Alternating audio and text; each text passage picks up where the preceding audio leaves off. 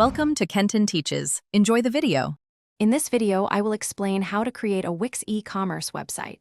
Start by selecting a Wix e-commerce plan that fits your business needs, as this unlocks crucial selling tools. Next, pick a visually appealing template from Wix's extensive library that resonates with your brand identity.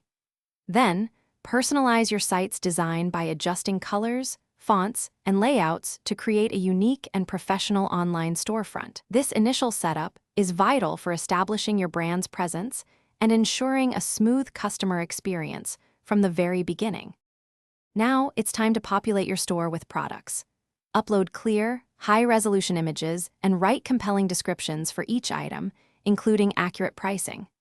Organize your products into logical categories to help customers find what they need quickly.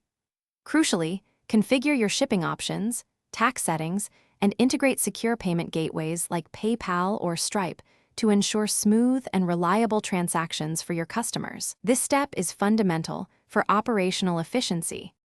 To attract customers, focus on marketing and search engine optimization. Optimize your product descriptions and site content with relevant keywords to improve search engine rankings. Leverage Wix's integrated marketing tools to launch email campaigns and promote your store across social media platforms. Don't forget to set up analytics to monitor website traffic and customer interactions, providing valuable data to refine your strategies and boost sales effectively. Before launching, conduct a comprehensive test of your entire website, paying close attention to the checkout process to ensure it's flawless.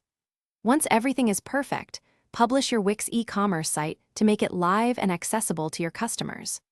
Remember, success is ongoing. Regularly update your product listings, run new promotions, and refresh your site content to keep your store engaging and competitive in the dynamic online marketplace. Thanks for watching. Please subscribe if this video was helpful.